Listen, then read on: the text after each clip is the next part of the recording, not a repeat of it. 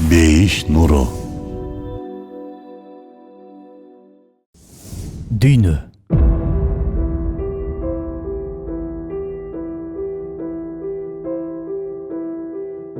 Тынчыбаган бул шарда кыска аралыктын ичинде эле бир нече жүрөгүшүн алган катаклизмалар, жаратылыш кырсыктары болуп кетти.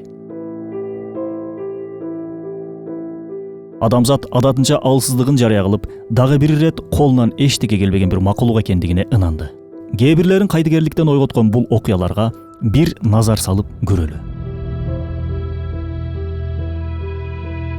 Дүйнө жүзүн каптаган вирус жана Австралиядагы өрт жыл башынан тартып эле дүйнөнүн үшүн алды. Грециянын Крит аралында 6 балга жеткен, ал эми Пуэрто-Рикодо 5,2 балга жеткен жер титиреди. Эскерте кетсек, ушул жылдын 7 январында аталган аралда 6 балга жеткен жер титирөө болгон эле. Жакынкы чыгышка араб өлкөлөрүнө кадимкидей кар жаап, кыш келди.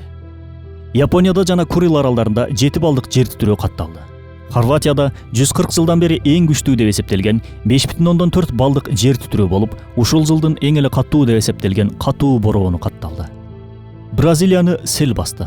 Иранда 5,4 балга жеткен жер титирөө катталып, катуу бороон болду.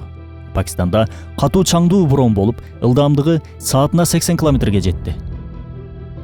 Өзбекстанда Арал деңизине жете албай жаткан суу сактагычты жарып өтүп, Өзбек боордош жерине эле залакасын тийгизбестен кошуналарга да тийгизди. АКШдагы уулуу арылар, Баткен жергесиндеги сел каптоолор, айтор, мындан сырткары дагы толтура жаратылыш кырсыктары жүзөгө ашты дүйнөдө кыска убакыттын ичинде.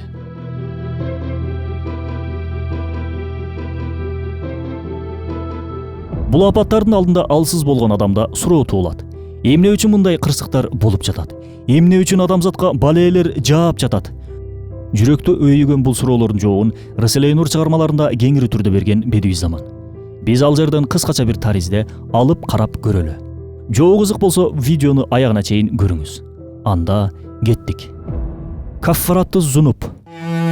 Бул биз инсандар, айрыкча мусулмандар билип билбей кылган күнөөлөрүбүз үчүн бул дүйнөдө жазалануубуз. Башкача айтканда, Аллахтын каары, ошол эле кезде мээрими. Адамзат түшкө кирбеген күнөөлөрдү кылып калдык. Күн өткөн сайын бул күнөөлөр биз мусулмандар үчүн да кадимкидей көрүнүш болуп калды. Ушул жерде Аллах Таала күнөөлөрүбүздү кечирүү, жеңилдетүү үчүн тиги дүйнөнүн азабына салыштырмалуу өтө жеңил жаза менен бизди жазалап, тазалап жатат. Тиги дүйнөгө жетпей эле бул дүйнөдө жазаны өтөө чынында Аллахтын мээримдүүлүгү эмеспи? Ушул жерден кайра эле суроо туулат. Балээлер күнөөлөрдүн кечирилүүсүнө себеп болгон жаза болсо, анда эмне үчүн өтө көп күнөөлөрү болгон капырлар эле эмес, күнөөсүз же күнөөсү аз болгон мусулмандар, атүгүл жаш балдар да бул балээлерге кириптер болууда? Биринчиден, Аллах Таала биз жогоруда айткандай мусулмандарды бул дүйнөдө эле жазаланып, акыретке таза кетүүсүн каалап жатат. Ал эми капырлардын күнөөсү ушунчалык чоң болгондуктан, бул дүйнөдөгү эч бир жаза ал күнөөлөрдү жууй албай калат. Натыйжада ал күнөөнүн жазалары акыретке тозокко калтырылат. Мисалы, биздин аталарыбызды да кошуп миллиондогон адамды өлтүргөн Сталинди бул дүйнөнүн жазасынын кайсы бир түрү анын күнөөсүнө ылайык түрдө жазалай алат? Дүйнөдө андай жазанын түрү жок. Демек, кичинекей кылмыштар айыл аймагында, балким аксакалдар соту аркылуу эле чечилсе, ал эми чоң кылмыштар республикалык, атүгүл эл аралык деңгээлдеги соттор аркылуу каралат, жазаланат. Ошол сыяктуу эле капырлардын жазасында чоң сот, акырет соту карайт, жазалайт. Экинчиден, бул дүйнө сыноо дүйнөсү. Эгер бүт эле кырсыктар капырлардын башына келип, мусулмандарга бир да балее келбей жүрө беришсе, анда сыноо акылмандуулугу болбой калат. Бүт баары сыноосуз, сынаксыз эле мажбур түрдө динге кирип кетишет. Негизи, сыноо аркылуу гана адамзаттын чыныгы маңызы, касиети ачылууда. Сыноо болгон үчүн Абу Бакр разияллаху анху менен Абу Жахилдин ортосундагы айырмачылык деңгээл билинүүдө.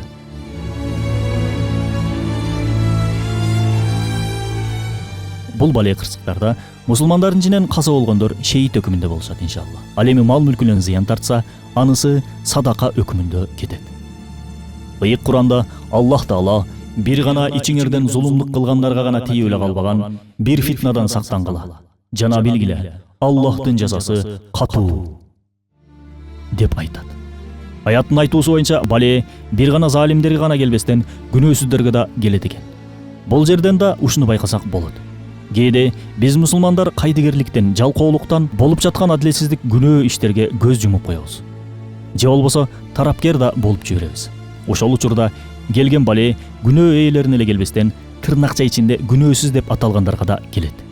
Мусулман коому кээде диндин эрежелерин Куранга жана сүннөткө ылайыктап карманбай, тескерисинче жеке напсиге ылайыктап кармана баштаганда, мусулмандардын эң негизги милдеттеринен болгон өз ыйманын куткаруу жана ошол эле кезде башкасынын ыйманынын куткарылышына аракет кылуу деген максаттардан алыстаганда, жеке өзүн мактап, элге атактуу кылуу, жалкоолук, кайдыгерлик деген сыяктуу руханий оорулар менен ооруган кезде, залымдарга келген бале мусулмандарга да тиет. Кемени тешкенге аракет кылып жаткан адамды токтотуу бүтүндөй кемедегилердин милдети эмеспи? Себеби жазасы ошол тешип жаткан кишиге эле эмес, бүткүл кемедегилердин баарына тиет. Садака балээни жок кылат деп айтат пайгамбарыбыз саллаллаху алейхи вассалам бир хадисинде. Балээ келе элек, тынч, бейпил жашоо учурунда Аллахты көп эстеген, материалдык жактан болсун, убактысы менен болсун, иш аракети эмгеги менен болсун, көп садака кылган бул чыныгы мусулмандын иши.